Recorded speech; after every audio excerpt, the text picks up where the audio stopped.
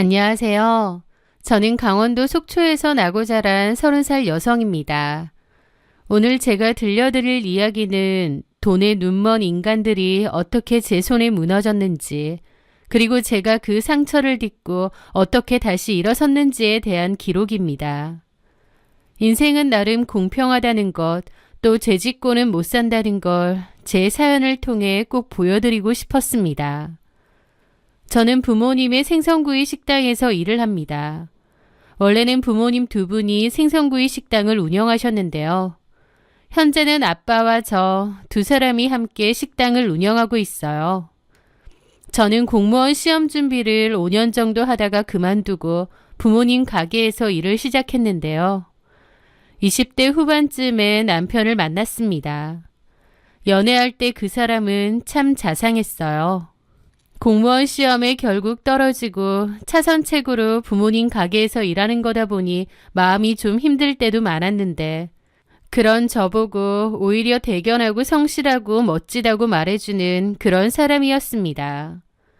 공무원 시험 실패하고 할 줄 아는 것도 없어서 부모님 밑에서 일하는데 뭐가 대단하느냐고 씁쓸하게 웃었는데, 그런 저더러 강단이 있는 사람이라고 해주더라고요.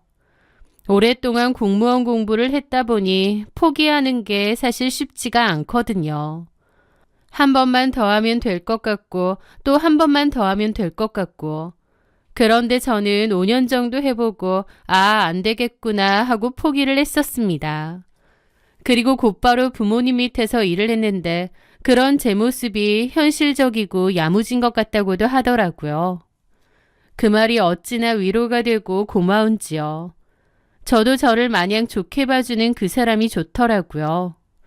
그 남자는 자주 물에 손을 담그는 제 손이 춥고 틀까봐 늘 자기 주머니에 제 손을 넣고 다니며 네 손도 마음도 평생 따뜻하게 해줄게 라고 말하던 그런 사람이었습니다. 회사는 작은 중소기업에 다녔고 월급이 많거나 능력이 뛰어난 사람은 아니었지만 그 다정함 하나 믿고 2년 연애 끝에 부부의 연을 맺게 되었습니다. 마냥 결혼해서도 알콩달콩 잘 살 줄 알았는데 결혼은 좋았던 연애 감정만으로 하는 게 아닌 것 같아요.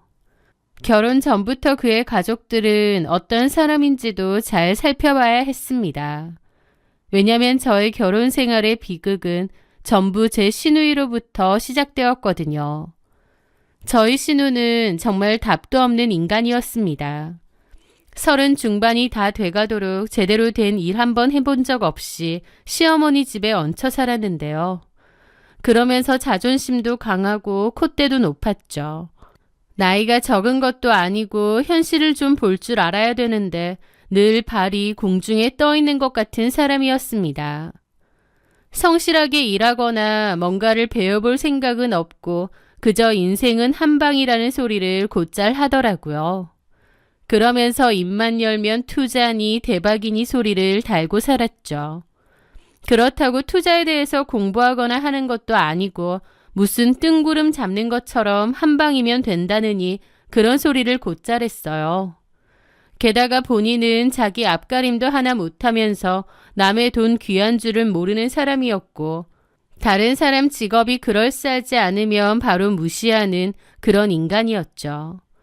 그렇다 보니 저도 엄청 무시했습니다. 제가 부모님의 식당에서 일을 한다고 하니 시작부터 얕잡아 봤던 거죠. 저더러 나이도 많지 않은데 사회생활은 안 하고 바로 부모님 밑에서 일하냐고 비아냥거리기도 했습니다. 다른 사람이면 몰라도 신우는 저에게 그런 말 하면 안 되지 않나요? 정작 제대로 된 일 한번 해본 적 없이 어머님에게 빌부터 사는 건 본인이면서요. 자기 힘으로 돈 한번 벌어본 적 없는 사람이 바로 저희 신우입니다. 그리고 제가 부모님 식당에서 일한다고 무시하는데 저희 부모님 가게는 장사도 잘 되는 편이고 오랜 단골들도 많은 나름 로컬 맛집이거든요. 그런데도 부모님 밑에서 일한다는 이유로 저를 비아냥거리니 너무 어이가 없는 거죠. 하여튼 저 결혼하고 얼마 지나지 않았을 때였습니다. 신우가 지 친구들이랑 저희 가게에 놀러 왔어요. 사실 안 와도 되는데 부득불 온다고 하더라고요. 그래서 겨우 예약 자리로 따로 테이블을 비워놨습니다. 그래도 신우가 왔다고 서비스도 팍팍 주고 나중에 계산할 때 할인도 해줬습니다. 그런데 표정 엄청 안 좋더니 나중에 저한테 전화해서 섭섭하다는 식으로 말하더라고요. 자기가 일부러 팔아주려고 친구들 데리고 간 건데 돈을 다 받았다고요. 저 신우한테 오라고 한 적 한 번도 없고 오히려 신우가 온다고 했을 때 올 필요 없다고 여러 번 말했습니다. 먹고 싶어서 오는 거면 상관없는데 자꾸 팔아주러 간다는 식으로 얘기를 하는 거예요. 저희 가게 이미 엄청 바쁘고 장사 잘 됩니다. 팔아주고 말고 할 가게도 아니고 오히려 손님 많을 땐 웨이팅도 하는데 신우가 자기 자리 맡아달라고 해서 그 자리 빼놓기까지 한 거거든요. 그리고 자기가 자기 입으로 팔아주러 간다라더니 왜 계산하고 돈 받느냐고 섭섭해하는 것도 어처구니가 없었죠. 저는 원래 잘 따지지도 못하고 그런 성격이라서 그냥 어색하게 웃고 말았는데요. 더 황당한 건 나중에 남편이 그 음식값을 신우에게 기어코 줬다는 겁니다. 저의 환장 포인트가 바로 여기입니다. 저희 남편이요. 결혼 전 그토록 다정다감하고 착한 사람 같아서 좋아했는데 막상 결혼하고 보니 우유부단하고 말만 번드르르 하는 사람이었습니다. 게다가 어머님과 신우에게 완전 휘둘리면서 자기 주장도 없는 귀도 엄청 얇은 사람이었고요. 염치도 없고 철딱서니도 없는 신우와 그런 신우 말이라면 다 맞는 줄 아는 어리석은 남편.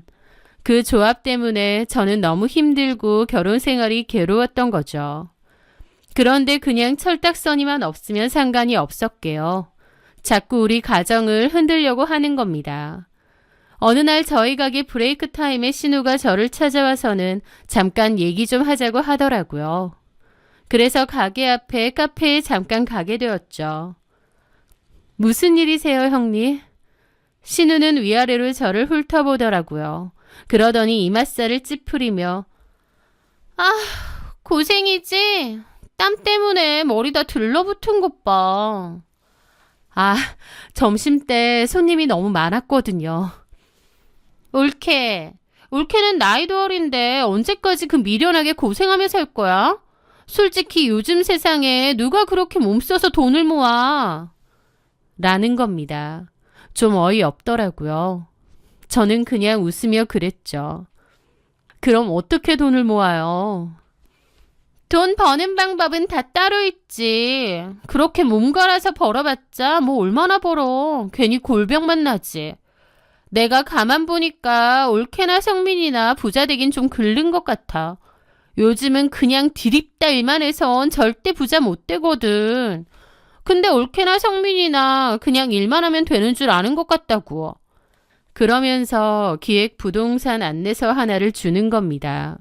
자기 아는 친구가 줬다면서 여기가 나중에 돈이 될 거라고 하면서 투자를 해보래요. 자기를 믿고요. 자기를 믿긴 뭘 믿나요? 전문가도 아니고 뭣도 아닌데요. 게다가 이것도 뭐 제대로 된 정보도 아니고 그냥 자기 친구한테 들은 정보랍니다. 그러면서 뭐 대단한 거라도 알려주는 것처럼 구는 거예요. 내 친구가 부동산에서 일하는 앤데 본인이 부동산에서 일하다 보니 이런저런 정보 잘 알거든. 친구분이 공인중개사 하세요? 아니, 그냥 부동산에서 보조 업무 하는 애야. 근데 듣는 이야기가 엄청 많은 거지. 걔 일하는 부동산이 크기도 크고 돈 많은 사람도 많이 오거든. 근데 이거 정말 괜찮대. 그래서 나는 엄마한테 얘기해서 투자 좀 해보라고 할 거야. 그냥 우리만 할까 하다가 성민이네도 이런 정보는 좀 알아야 하지 않을까 해서 알려주러 온 거야. 라는데 신우나 그 친구들이나 도찐 개찐이고 이걸 뭐 어쩌라는 건지 싶더라고요. 얼핏 봐서 주소 같은 걸 봐도 절대 잘 될 리 없는 것 같았습니다. 어처구니가 없었지만 그래도 최대한 좋게 좋게 거절했습니다. 형님, 마음은 정말 감사한데요. 저희는 이런 데 투자할 여유가 전혀 없어요. 그리고 형님도 큰돈 들어가는 일은 신중하게 상의해 보시는 게 좋을 것 같아요. 저희 걱정해 주시는 건 감사한데 저희는 그냥 차곡차곡 모으는 게 마음 편하고요. 제 딴에는 형님이 어머니한테도 얘기한다고 하니까 걱정이 되는 거예요. 어머님이 돈이 많으신 것도 아닌데 그나마도 있는 돈 괜히 신우 때문에 헛바람 들어서 날릴까봐 염려스럽기도 하고요. 참 희한하게도 신우가 아무것도 없는데도 어머님이나 남편이 신우 말이라면 다 맞다고 하고 껌뻑 죽더라고요. 그런데 제 말이 끝나기도 전에 신우의 얼굴이 험악하게 일그러졌습니다. 그러더니 좋은 정보 있어서 가족끼리 알려주는 거잖아. 하다못해 올케네 부모님한테라도 얘기해줘. 저희 부모님은 투자 이런 거에 관심이 별로 없으세요. 저는 웃으며 말하는데 신우 표정이 더 안 좋더라고요. 올케, 내가 주는 정보가 별 볼 일 없어 보여? 그래서 이래? 아니, 그게 아니라요. 정말 투자에 크게 관심이 없고 돈도 없어요. 저희 부모님도 투자에 관심 없으시고요. 걔가 공인중개사는 아니어도 정보력이 얼마나 확실하는데 나니까 이런 정보 주는 거야. 올케네도 같이 잘 살자고. 형님, 마음은 감사해요. 그런데 저는 크게 생각이 없어서. 참나, 평생 생선 냄새 맡아가면서 푼돈이나 벌던가. 신우는 갑자기 급발진을 하더니 저렇게 말하고 일어나는 겁니다. 무슨 말을 저렇게 하나 싶어서 너무 황당했는데 그 후에 더 황당한 일이 또 기다리고 있었죠. 어머님에게 전화해서 올케가 자기를 무시한다느니 집에 있다고 자기 말을 우습게 여긴다느니 울고불고 난리를 친 모양이에요.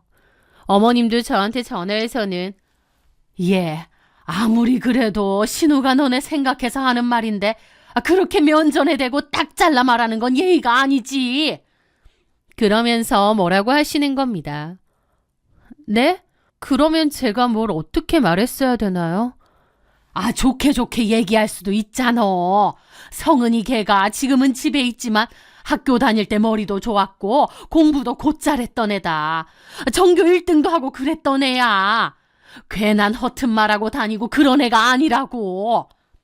아니, 어머님, 저는 그런 투자 관련해서 생각도 없는데 형님이 일방적으로 얘기하신 거고. 그럼 기분 안 나쁘게 적당히 잘 둘러대던지. 너는 그런 융통성도 없니? 라며 저를 꾸짖는데 너무 어처구니가 없더라고요. 저렇게 말했으면 됐지 제가 저기서 뭐 얼마나 더 돌려 말해야 하나요? 그런데 신우는 남편한테도 전화해서 네 마누라가 나를 무시한다 어쩐다 하면서 지도 생선 가게에서 알바나 하면서 누굴 무시하느냐고 생 난리를 쳤답니다.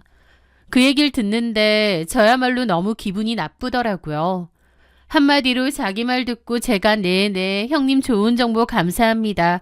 이렇게 나왔어야 하는데 안 한다고 단칼에 거절하니 기분이 상당히 나빴나 봐요.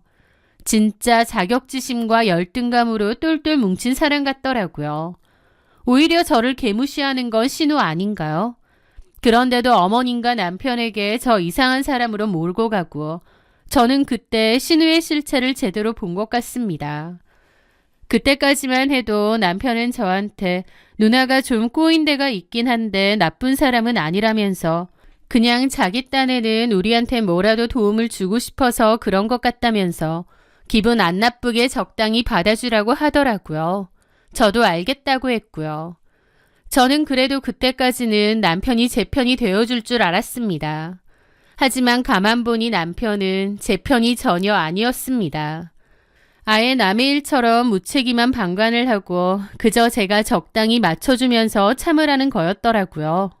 문제 일으키지 말고 뭐든지 좋게 그냥 넘어가자는 주의고요. 비겁하게 눈을 피하던 남편의 모습, 그게 제 불행의 예고편이었다는 걸 그때는 미처 몰랐습니다. 그 사건 이후 신우이의 괴롭힘은 부쩍 심해졌습니다.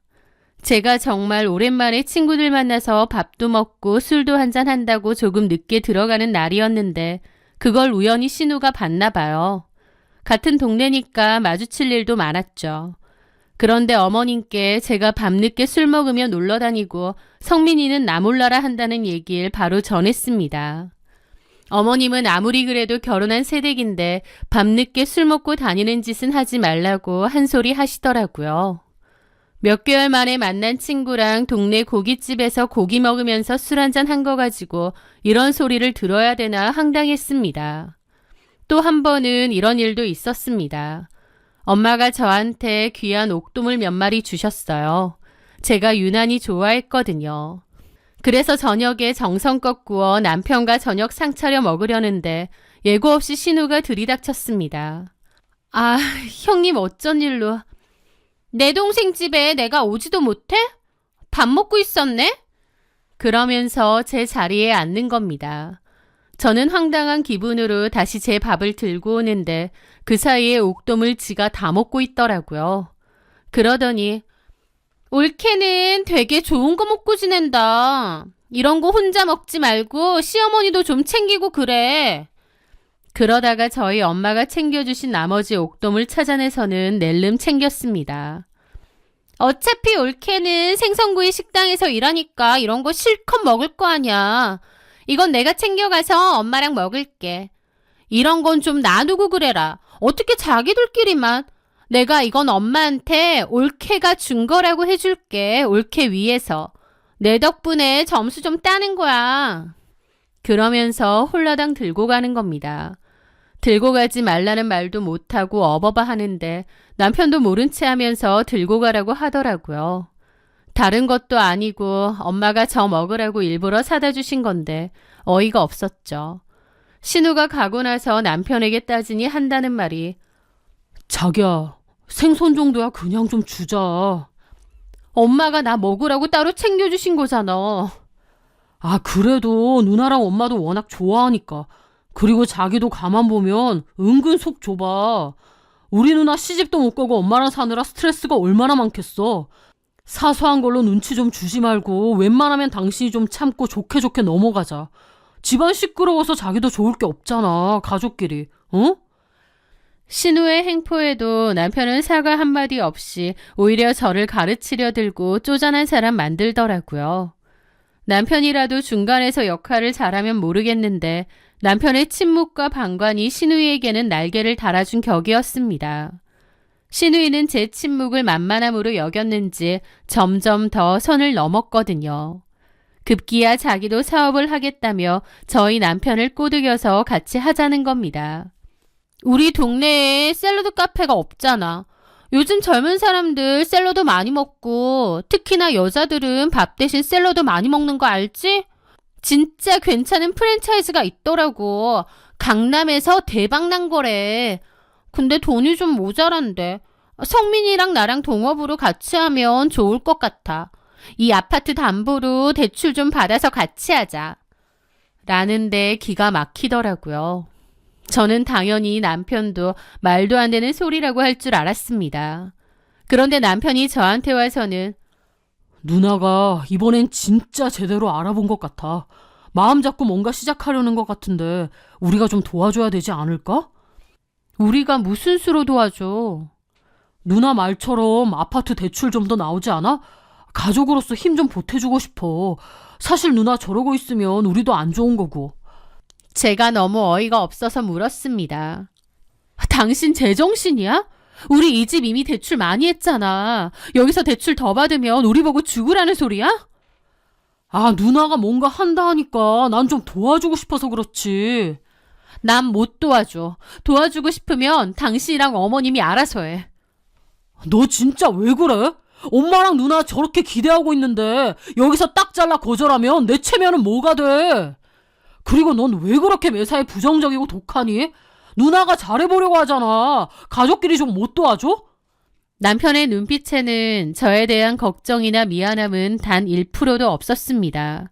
오로지 자기 누나의 길을 살려주지 못해 안달이 난 동생의 모습뿐이었죠. 저는 절대 안 된다고 거절했는데 남편이 오히려 토라져서는 방으로 들어가 버리는 겁니다. 그날 밤 저는 깨달았습니다. 이 결혼이라는 울타리 안에 내 편은 아무도 없구나. 남편도 자기 본가 식구들만 챙기고 나는 안중에도 없구나 라는 것을요. 제가 기어코 안 된다고 했음에도 남편은 신우에게 저를 잘 설득해 본다고 한 모양이었습니다.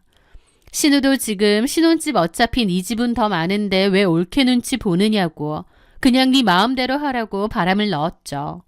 어차피 너네 집 네 명의로 되어 있잖아. 옳게 동의 없어도 네 명의면 되는데 뭐하러 허락을 받아. 그건 네 권리야. 남편 역시 그 말에 아, 맞네. 네 명이니까 상관없나? 오, 역시 우리 누나 똑똑하네. 라며 맞장구를 쳤습니다. 지금 신혼집은 남편 명의로 되어 있습니다. 남편 돈 5천만 원에 제 돈 2천만 원이 들어있었고 나머지는 대출이었는데 그 대출은 사실상 같이 갚고 있었어요. 그런데도 명의가 지 거니까 지 마음대로 하겠다 이거죠. 저는 그럴 거면 내 돈 내놓으라는 소리까지 나왔고 남편하고도 자꾸 싸우게 되었습니다. 하지만 제가 어쩌든 신우 말대로 가게를 하려고 하더라고요. 저는 극도로 스트레스를 받고 있었죠. 캄캄한 방 안에서 홀로 앉아 생각했습니다. 내가 이 결혼 생활을 계속할 이유가 있을까 하고요. 나도 밖에서 피땀 흘려 돈 벌어서 대출금 같이 갚고 있는데 남편은 지 마음대로 하려 하고 저 답도 없는 신우도 계속 봐야 하고 저는 어느 정도 이혼에 대한 마음이 생겼습니다. 그런데 불행은 손잡고 온다더니 저에게 엄청난 일이 생겼어요. 그맘때 저희 친정 부모님이 오랜만에 두 분이서 여행을 떠나신다고 했습니다. 저는 그때 이혼을 고민 중이긴 했지만 아직 부모님께 말씀드리진 않았고 혼자서 끙끙대고 있었을 때였어요.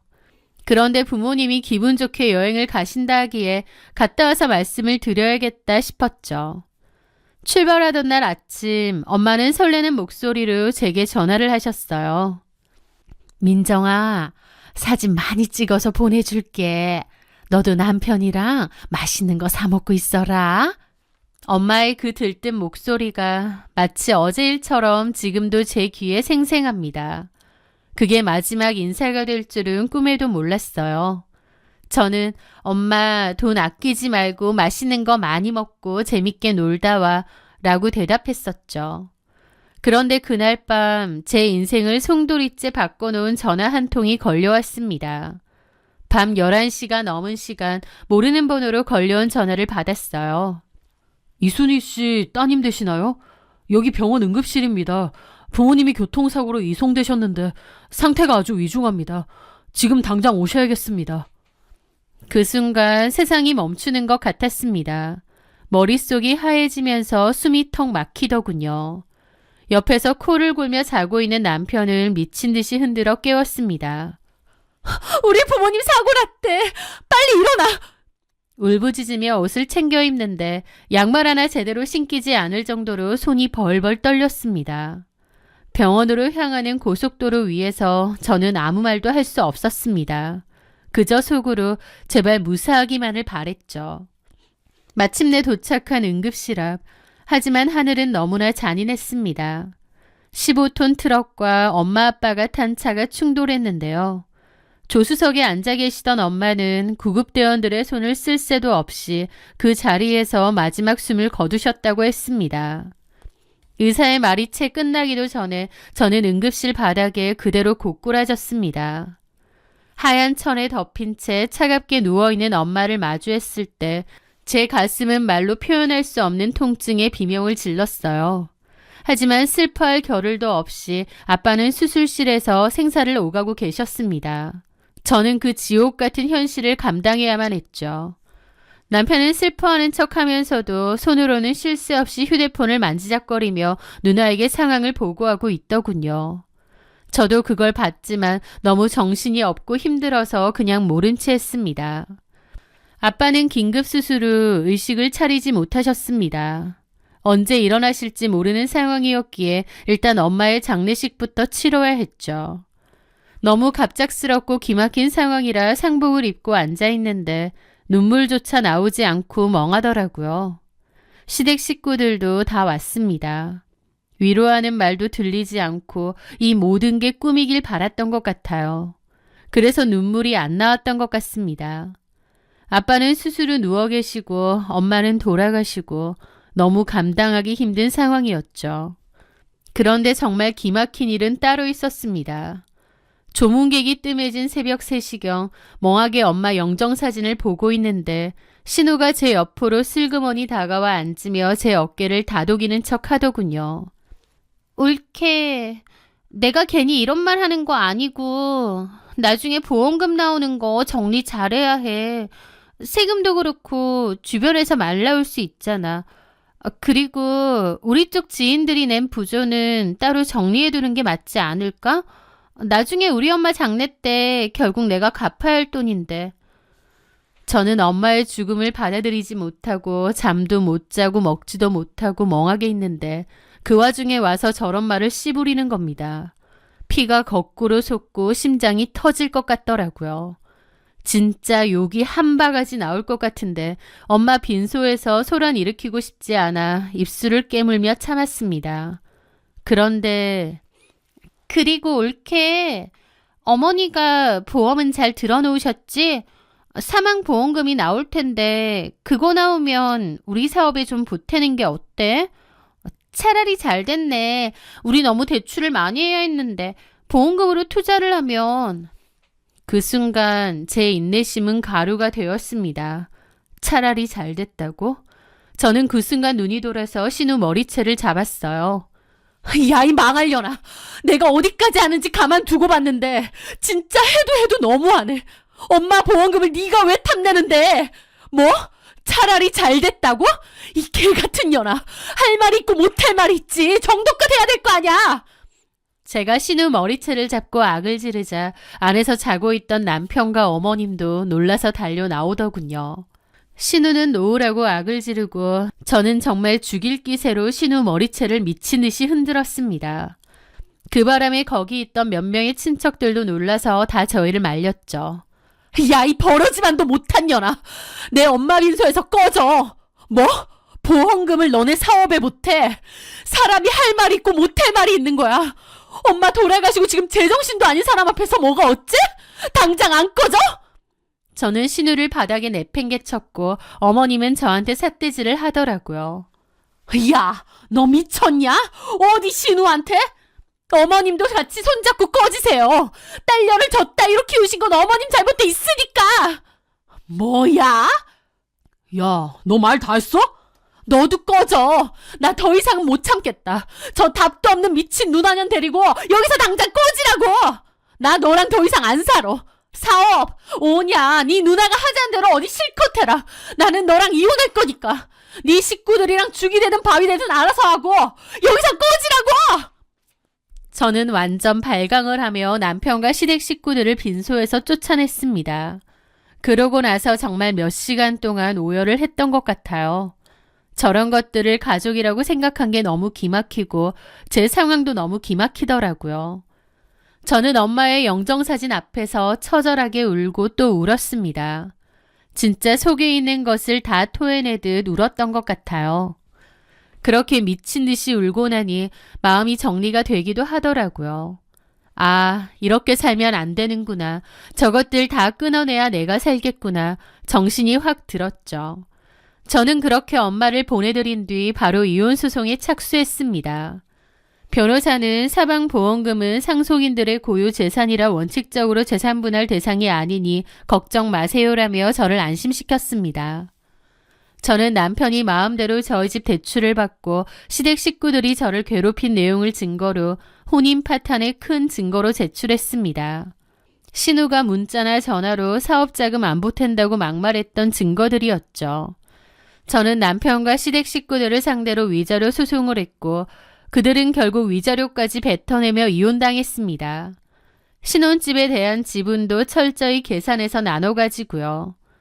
그 이혼 준비를 하면서 일어나지 않는 아빠를 옆에서 간호했습니다. 그리고 이혼이 거의 마무리가 될 시점부터 부모님의 생선구이 가게를 다시 오픈했어요. 정신적으로 너무 힘들어서 차라리 몸이 바빠야 할 것 같기도 했거든요. 그렇게 낮에는 식당 일을 하고 퇴근하면 아빠의 병원으로 갔습니다. 마음적으로 너무 힘들었지만 몸이 힘들고 지치니 그래도 잡생각이 덜하더라고요. 저는 엄마를 생각해서라도 악착같이 살겠다고 마음을 먹었습니다. 그리고 병원에 가면 아버지의 손을 잡고 하루 동안 있었던 일을 조잘조잘 이야기했습니다. 아버지는 대답이 없으셨지만 저는 믿었어요. 제 목소리가 아버지를 이 세상으로 다시 끌어당기는 밧줄이 될 거라고요. 그렇게 몇 개월간의 시간이 흘렀습니다. 그 사이 저는 너무 살이 빠져 뼈만 앙상해질 정도였습니다.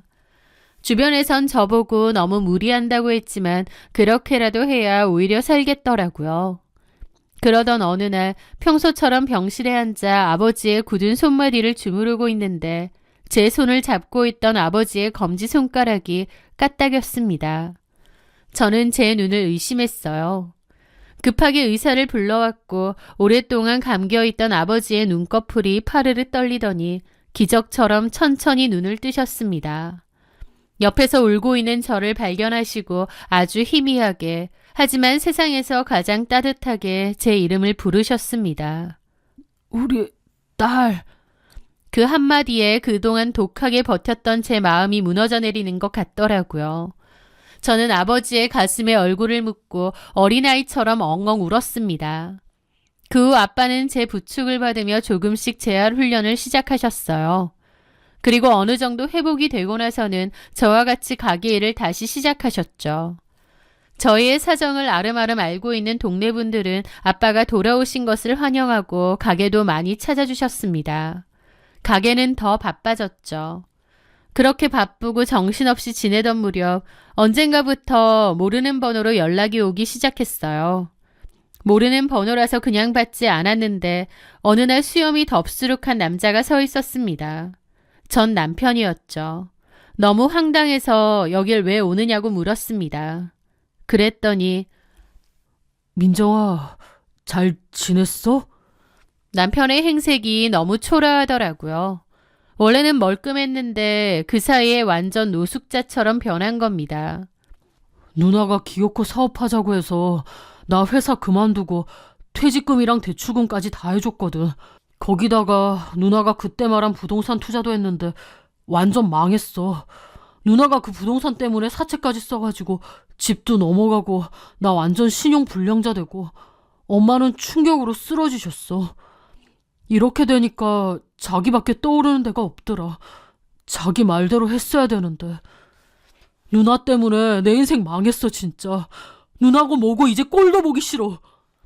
저한테 하소연을 하는데 그 모습이 어찌나 추해 보이고 초라하던지 저도 모르게 몸서리가 처지더군요. 저는 카운터 서랍을 열어 10,000원짜리 한 장을 꺼냈습니다.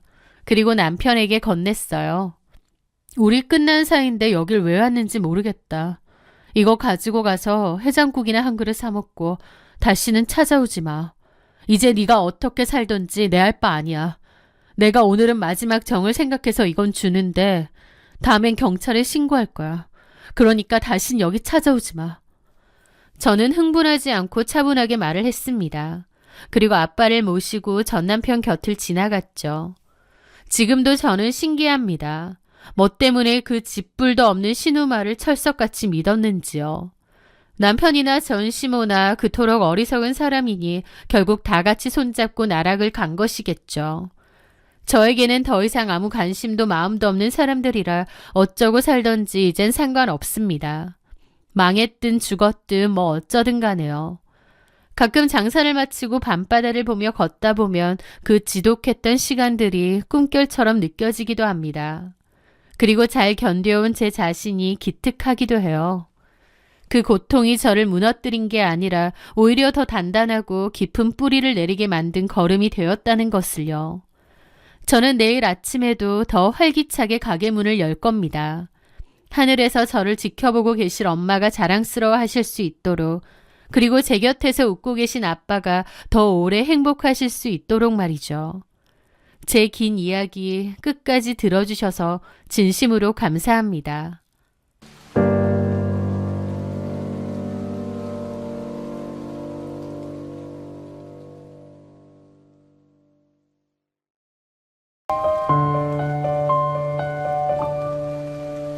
안녕하세요. 저는 외국계 은행에서 근무하고 있는 정혜은이라고 합니다. 제 아버지는 평생 교단에 서신 선생님이셨고 어머니는 공무원이셨습니다. 두 분의 성실함 덕분에 저는 경제적인 어려움이나 큰 가정부라 한번 겪지 않고 평범하지만 아주 단란하고 따뜻한 가정에서 자랄 수 있었죠. 제 인생은 늘 정해진 궤도를 벗어나지 않는 조용하고 평탄한 길이었습니다. 제 전남편 강준우라는 인간을 만나기 전까지는 말이에요. 저는 강준우와 양가 어머니의 소개로 처음 만났습니다. 저희 어머니가 다니시던 문화센터에서 오랫동안 알고 지낸 지인분의 아들이었죠. 강준우는 이름만 대면 누구나 알 법한 국내 굴지 큰 광고회사에서 근무하고 있었는데요. 처음 만난 날부터 저희는 대화가 아주 잘 통했습니다.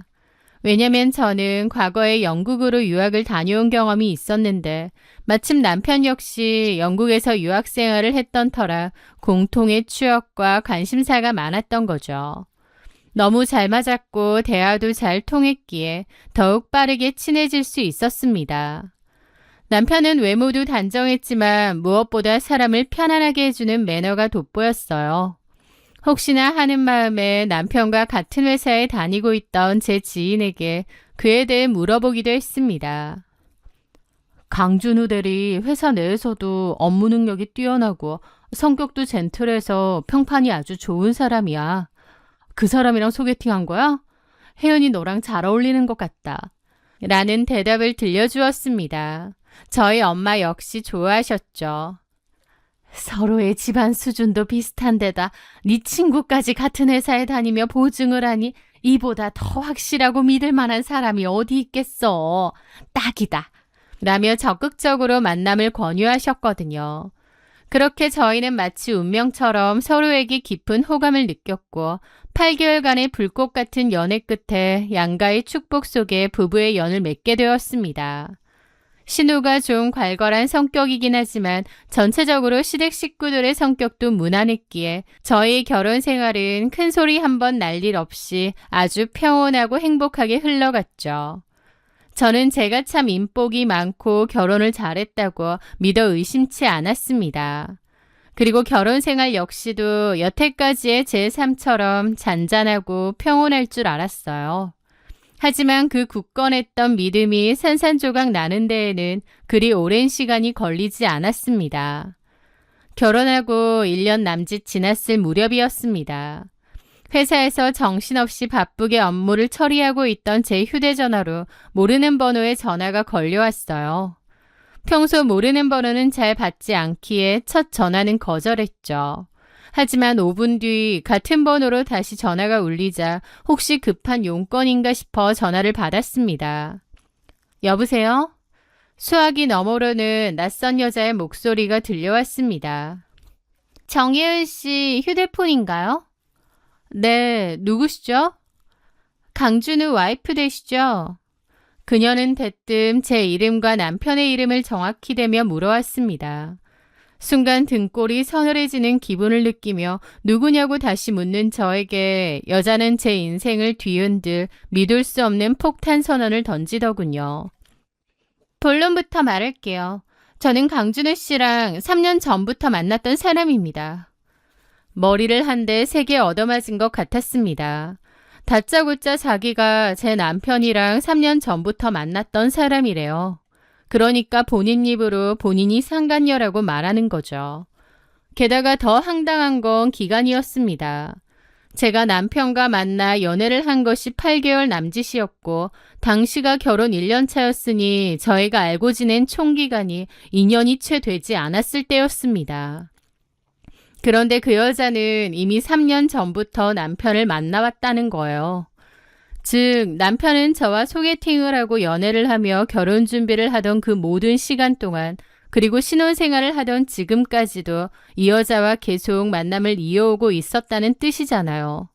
너무 어이가 없어 쉽사리 믿지 못하고 당신 누구냐, 무슨 목적이냐, 지금 장난치는 거 아니냐고 따져 물었는데요. 그 여자는 콧방귀를 끼더니 남편 강준은에 대한 아주 사소한 습관과 신체적 특징까지 낱낱이 이야기하기 시작했습니다. 그리고는 전화를 끊자마자 문자로 남편과 같이 찍은 사진들, 심지어 모텔 침대에서 함께 찍은 사진들까지 무더기로 전송을 하는 거예요. 사진 속 남편은 저에게 보여주던 그 다정하고 젠틀한 미소를 다른 여자를 향해 짓고 있었죠. 저는 떨리는 손으로 여자에게 다시 전화를 걸었습니다. 이게 뭐예요? 도대체 나한테 이런 걸 보내는 이유가 뭐죠? 그러자 여자는 아주 여유롭고 조롱 섞인 말투로 대답했습니다. 그쪽이랑 결혼하기 전부터 박준우랑 나랑 만났고 결혼한 후에도 계속 만나자고 하더라고요. 우리 침대에서도 꽤 잘 맞거든요. 근데 남편이 밖에서 무슨 짓을 하고 돌아다니는지도 모르고 바보같이 살고 있는 당신이 너무 불쌍해서 적어도 남편이 어떤 인간인지 알라고 전화한 거예요. 더 궁금한 게 있으면 박준우한테 직접 물어보세요. 그러면서 전화를 확 끊더라고요. 저는 떨리는 손으로 곧장 남편에게 전화를 걸었습니다. 남편이 전화를 받자마자 저는 방금 일어난 모든 상황과 여자가 보낸 사진에 대해 쏟아내며 추궁했죠. 평소 잘 당황도 하지 않고 말도 잘하던 남편은 몹시 당황했는지 꿀먹은 벙어리가 되더군요. 그러더니 혜은아, 일단 내 말 좀 들어봐. 얼굴 보고 이야기하자. 라며 다급하게 매달렸습니다. 저는 도저히 정상적으로 업무를 볼 수 있는 상태가 아니었습니다. 저는 부서장에게 급체했다는 핑계를 대고 반차를 낸 뒤 넋이 나간 채 집으로 돌아왔죠. 그렇게 남편을 기다리면서 머릿속에서는 설마 아닐 거야, 무슨 오해가 있을 거야 라는 부정과 방금 제 두 눈으로 확인한 명백한 증거 사진들이 교차하며 저를 미치게 만들었습니다. 얼마 뒤 현관문이 열리고 헐레벌떡 집으로 뛰어들어온 남편은 사색이 되어 있었습니다. 저는 남편의 얼굴을 보자마자 그 여자가 보낸 사진들이 담긴 휴대전화를 소파 위로 집어던지며 진실을 요구했죠. 단 한 글자라도 거짓말을 하면 지금 당장 이 길로 법원으로 직행할 테니까 똑바로 말해. 이 여자 누구야? 제 서늘한 엄포에 남편은 그제야 파리해진 얼굴로 바닥에 주저앉아 진실을 토해내기 시작했습니다. 그 여자의 이름은 박미정이라고 했습니다. 남편보다 5살이 많았으며 이혼 경력이 있는 돌싱에 개인 네일샵을 운영하는 여자라고 했죠. 너 만나기 전 총각 시절에 술집에서 우연히 만나서 알게 된 사람이야. 나한테는 그냥 아무 의미 없는 단순한 잠자리 파트너에 불과했어. 너랑 교제를 시작하고 결혼을 준비하던 1년 정도는 저 여자랑 완벽하게 연락을 끊었었어. 그런데 결혼하고 나서 어느 날 저 여자한테 먼저 연락이 왔고 내가 순간 미쳐서 육체적인 유혹을 뿌리치지 못하고 실수로 다시 몇 번 만난 것뿐이야. 내가 미친놈인 거 알아. 근데 진짜 의미 없는 잠자리 파트너였고 또 이러면 안 되겠다 싶어서 최근에 헤어지자고도 했어. 그랬더니 지 혼자 앙심 품고 이런 짓을 저지른 거야. 남편은 변명 내내 박미정을 아무 의미 없는 잠자리 파트너로 깎아내리며 자신의 외도를 단순한 육체적 실수로 포장하려 애쓰더라고요. 하지만 그 어떤 변명도 제 귀에는 들어오지 않았습니다. 결혼 전이야 그렇다 치지만 결혼 생활 중 다른 여자와 만났다는 건 본인 입으로도 실토를 한 거잖아요. 그것만으로도 이미 우리 관계는 끝이 난 거나 다름없었죠. 저는 그 자리에서 당장 이혼하자고 통보했습니다. 그러자 남편은 제 바짓가랑이를 붙잡고 필사적으로 빌기 시작했습니다. 자신이 다 잘못했다며 한 번만 기회를 주면 평생 죽은 듯이 엎드려 살겠다고 오열하더라고요. 지금 돌이켜 생각해봐도 저를 너무 사랑해서 붙잡았다기보다 평탄하던 자기 인생에 이혼이라는 오점을 남기기 싫어서 더 발악한 게 아닌가 싶기도 해요. 어쨌든 저는 이혼을 하겠다고 했고 그날부터 저희는 각방을 쓰기 시작했습니다. 마음 같아선 당장이라도 이혼 서류를 들이밀고 싶었지만 저한테도 너무 갑작스러운 일이기도 하고 또 양가 부모님께 이 참담한 소식을 어떻게 전해야 할지 막막해 하루하루 속을 끓였어요. 차마 입도 안 떨어지고 정말 이렇게 끝내는 게 맞나라는 고민도 들고요. 이혼이라는 게 워낙 중대사이기도 하다 보니 남편의 잘못이 분명함에도 고민이 많았던 것 같습니다. 그러던 어느 날 밤이었습니다. 밖에서 술에 만취해 들어온 남편이 제 방문을 열고 들어오더니 털썩 무릎을 꿇고 어린아이처럼 꺼이꺼이 오열하기 시작하는 거예요. 혜은아, 내가 진짜 미쳤었어. 널 두고 내가 미친 짓을 했어. 근데 나한텐 진짜 너밖에 없어. 널 너무 사랑해서 도저히 헤어질 수가 없다.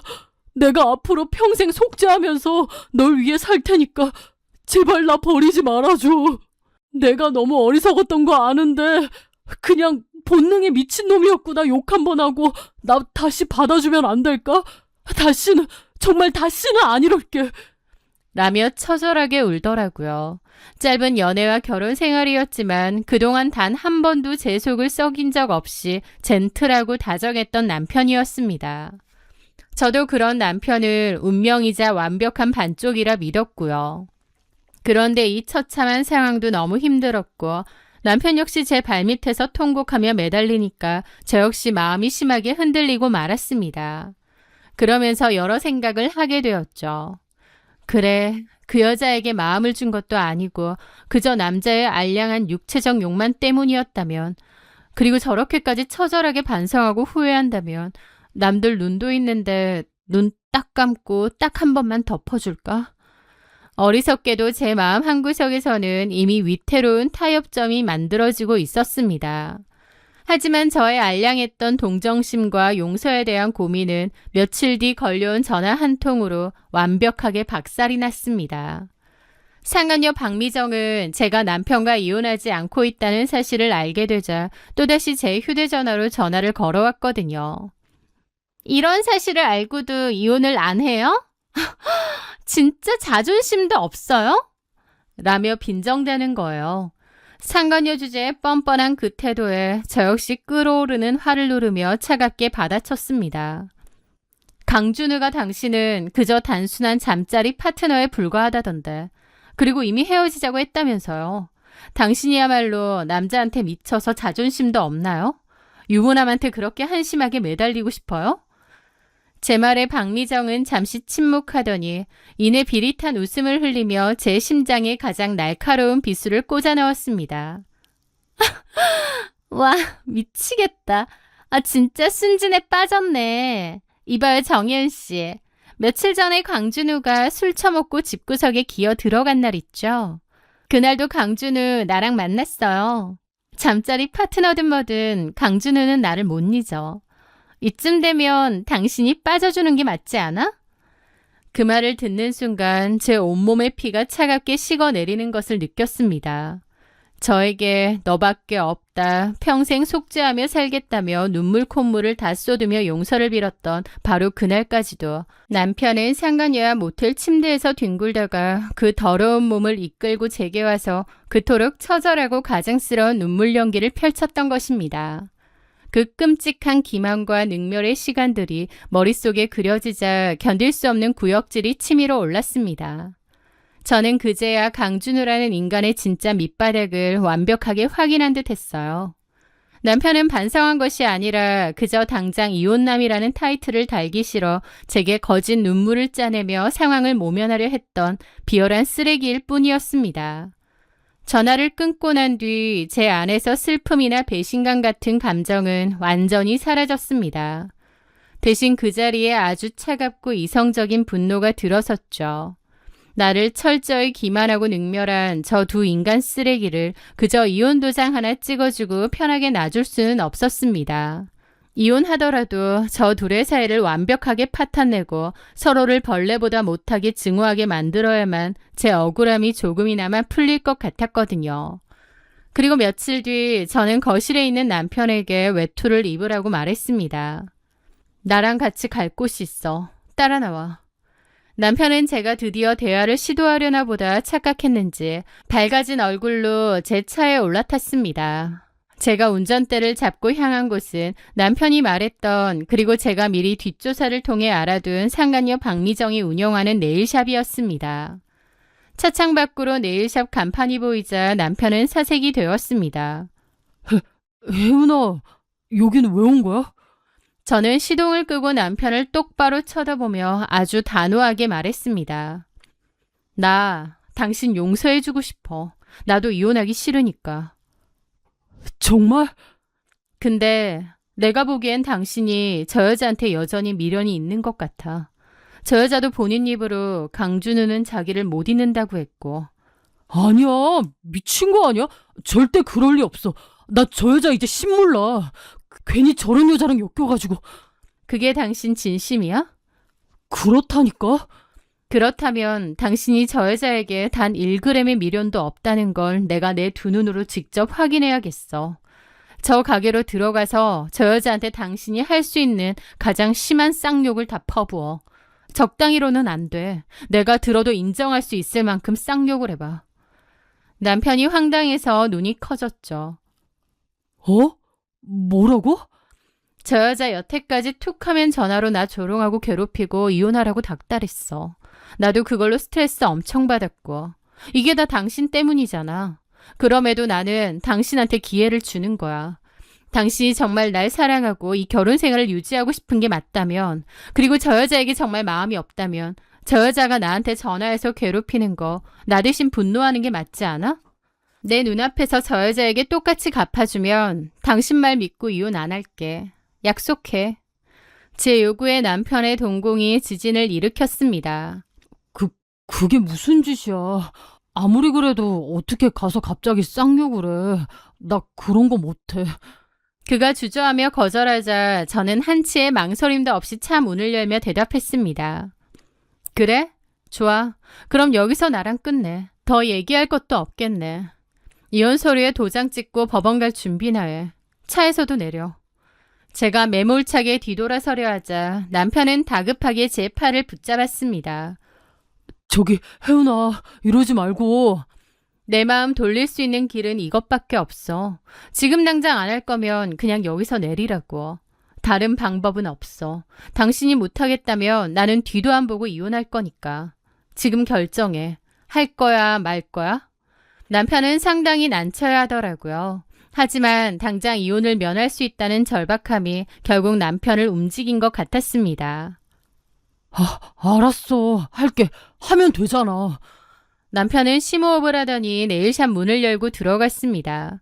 저도 따라 들어갔죠.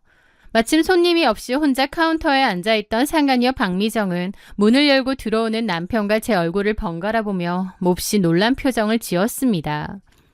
준우 씨가 여길 어떻게... 그녀가 미처 말을 다 끝내기도 전에 남편은 제 눈치를 한번 힐끗 보더니 다짜고짜 입에 담을 수도 없는 최악의 육두문자를 쏟아내기 시작했습니다. 야, 이 미친년아. 네가 뭔데 내 아내한테 함부로 전화해서 짓거려. 뭐라고? 내가 이혼을 해도 너 같은 더러운 년이랑은 절대 결혼 안 해. 알아들어? 어디서 주제도 모르고. 갑작스러운 남편의 욕설 폭격에 당황한 박미정은 두 눈을 커다랗게 뜨고 얼어붙었습니다. 미쳤어? 지금 나한테 한 소리야? 지금 뭐 하자는 거야? 저는 남편을 떠밀었고 남편은 이혼을 막아야 한다는 생각에 더욱 기를 쓰고 목소리를 높였습니다. 그래, 너한테 하는 소리지. 그럼 누구한테 하냐, 이 발정난 미친년아. 한번 자줬더니 주제 파악도 못하고 어딜 남의 가정에 껴들어. 처음에는 당황하던 상간녀도 남편의 수위 높은 인신공격과 쌍욕이 계속되자 얼굴이 불그락 푸르락 해지더라고요. 야, 박준우, 너 지금 뭐 하자는 거야? 와이프 데리고 와서 왜 지랄인데? 나 너랑 다시는 안 만나. 그러니까 연락하지 마. 주제 파악이나 똑바로 해. 뭐라고 이 새끼야? 상간녀도 결국 억눌러 왔던 본성을 드러내며 맞대응하기 시작했습니다. 이 미친놈이 갑자기 뭐라는 거야? 네 와이프가 시키디? 그래서 갑자기 와서 이 지랄 떠는 거야? 내가 너랑 끝내고 싶어서 그런다. 왜? 제발 질척이지 좀 마라. 남자한테 환장했냐? 지랄한다. 남자한테 환장. 야, 잠자리 스킬도 거지 같은 놈이 와이프 옆에 끼고 와서 센 척하니까 배는 게 없냐? 나야말로 너 진지하게 생각한 적 없거든? 바람 펴놓고 이혼 안 하려고 용 쓰네, 찌질한 새끼가.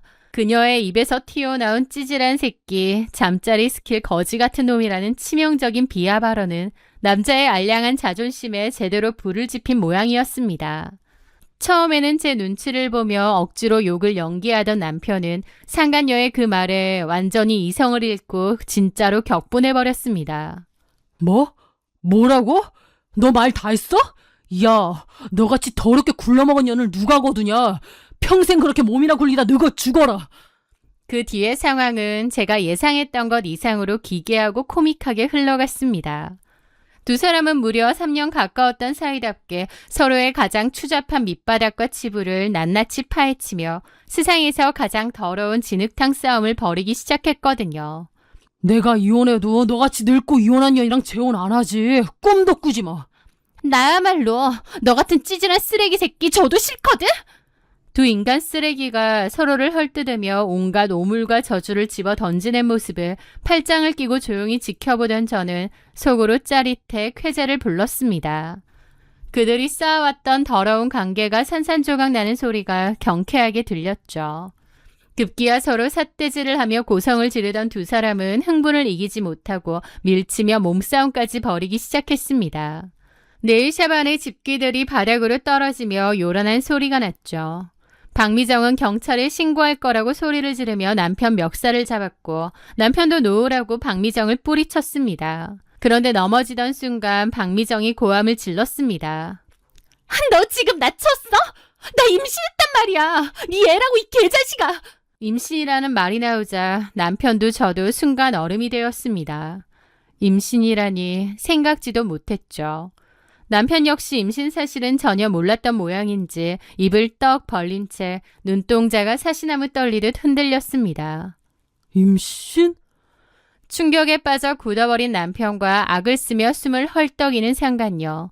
저는 그 완벽하게 파멸한 두 사람의 모습을 가만히 내려다보다가 한치의 미련도 없이 차갑게 내뱉었습니다. 임신. 더 볼 것도 없네.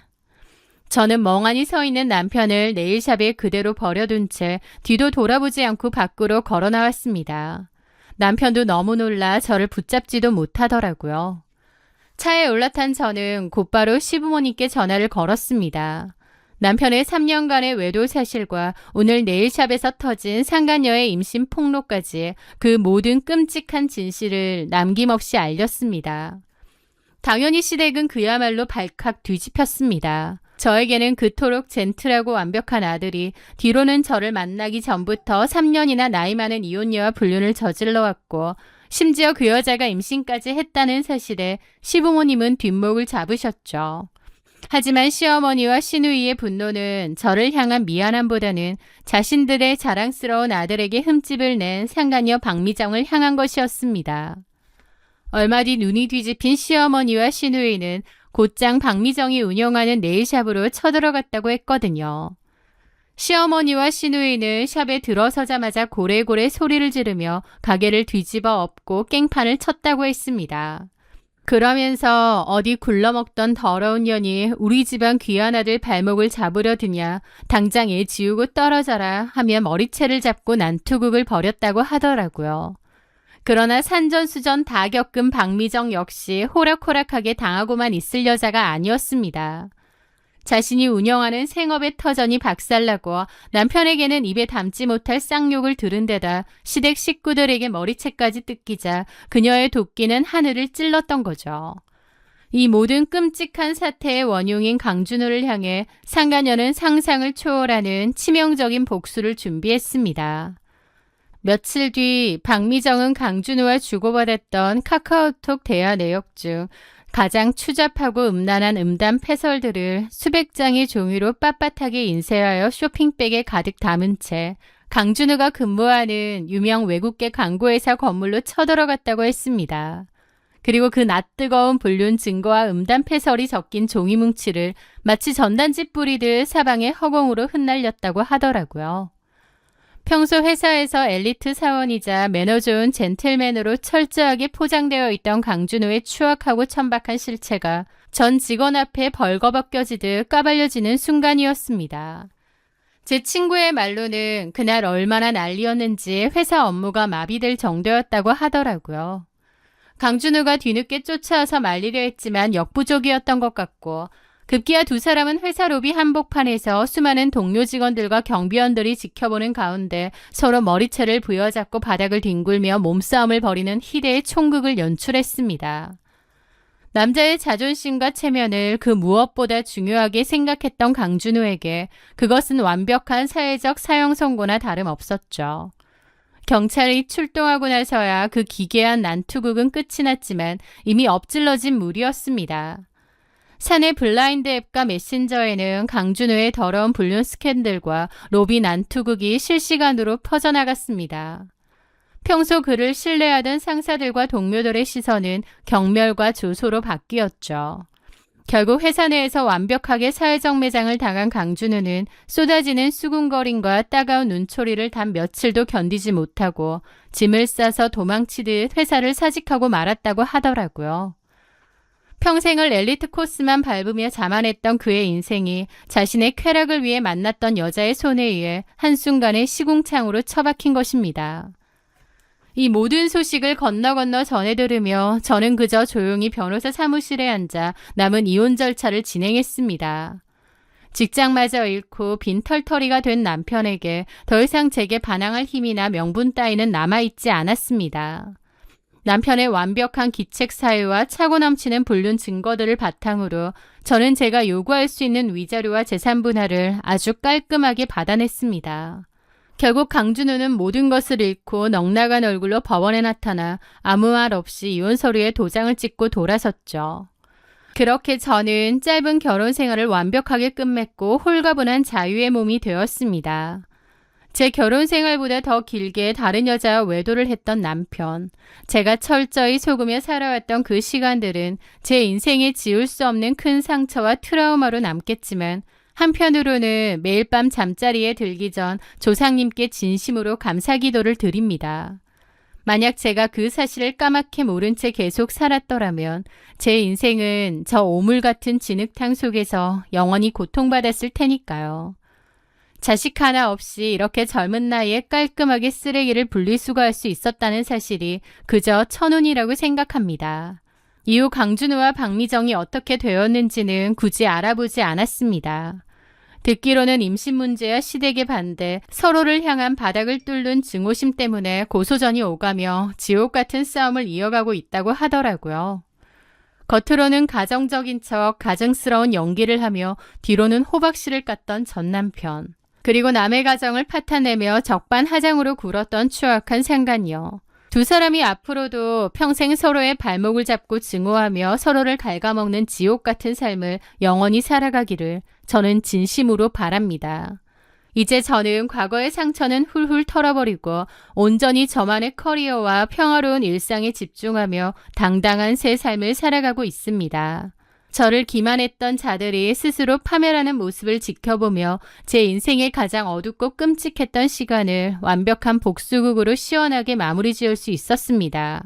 저의 이 길고 파란만장했지만 마침내는 속이 뻥 뚫리는 통쾌한 이야기를 끝까지 들어주셔서 진심으로 감사합니다.